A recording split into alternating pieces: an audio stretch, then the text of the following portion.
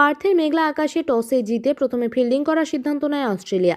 দীর্ঘ 7 মাস আন্তর্জাতিক ওডিআইয়ে ফেরা রোহিত ও কোহলি দুই তারকার প্রতি নজর ছিল গোটা ক্রিকেট প্রেমী মহলের। কিন্তু এদিন দুই তারকাই চরমভাবে ব্যর্থ হয়। শুধু রোহিত ও কোহলি নন, প্রথম ম্যাচেই ভারতীয় ব্যাটিং অর্ডার ভেঙে পড়ে অজি বোলারদের সামনে।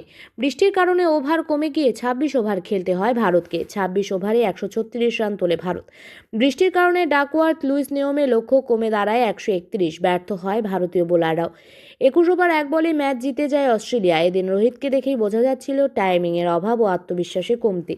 শেষমেশ 8 রানের মাথায় জশ হেজলউডের বলে স্লিপে ক্যাচ দিয়ে ফেরেন রোহিত। কোহলি খাতাও খুলতে পারেনি, 8 বল খেলে খালি হাতেই ফেরেন। লেগ স্ট্যাম্পের বাইরের বল খেলতে গিয়ে উইকেট রক্ষককে ক্যাচ দেন গিল। একই অবস্থা হয় শ্রেয়াসেরও।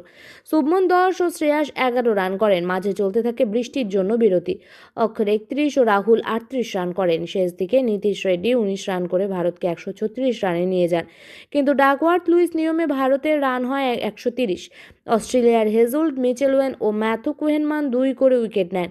স্টার্ক ও নেথান এলিস নেন 1 করে উইকেট। ভারতীয় বোলারেরাও হতাশ করলেন। অর্শদীপ, সিরাজ, হর্ষিতদের বিরুদ্ধে বড় শট খেলতে সমস্যা হলো না অজি ব্যাটারদের। হেড ও শর্ট ব্যর্থ হলেও মার্শ ও ফিলিপ জয়ের লক্ষ্যে লড়াই করতে থাকে। 37 রান করে আউট হন শর্ট। ম্যাট করে 21। মার্শ 46 রানে অপরাজিত থেকে দলকে জিতিয়ে মাঠ ছাড়েন। 3 উইকেট হারিয়ে 7 উইকেটে ম্যাচ জিতে যায় অস্ট্রেলিয়া।